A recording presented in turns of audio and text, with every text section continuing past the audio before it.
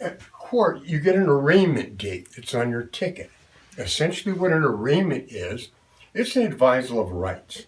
Now, if you hire an attorney, your attorney's there to advise you of your rights. If client comes into me, basically, I make an entry of appearance.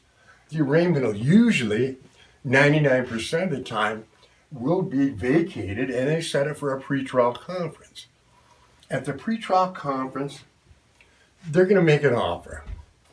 A pretrial conference is not anything that you should worry about. They're going to make an offer, and we decide whether or not we should accept it, whether or not it's a good deal, whatever we want to do.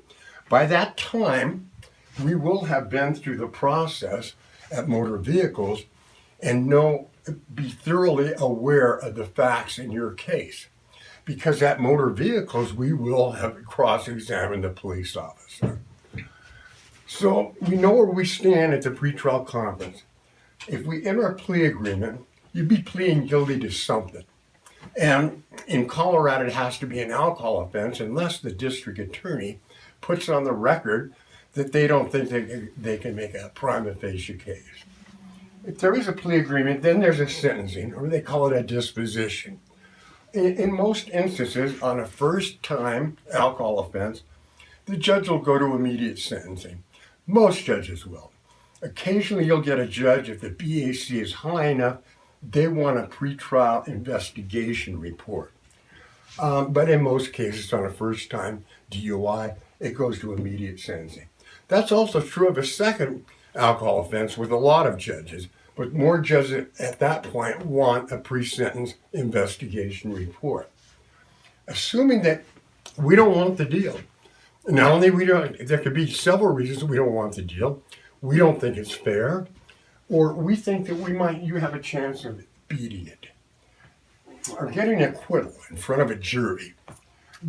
I have never done a DUI in front of a judge. Your best bet is to go with a jury trial.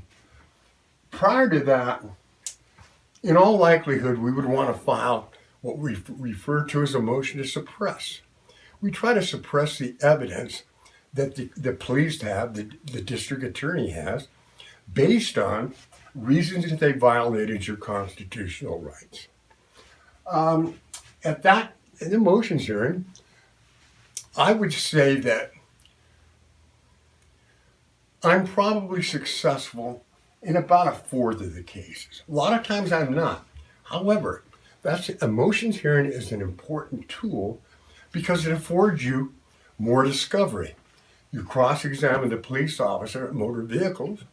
You get to cross-examine him again at the motions hearing. You get his testimony etched in stone. Now you're prepared to do a trial.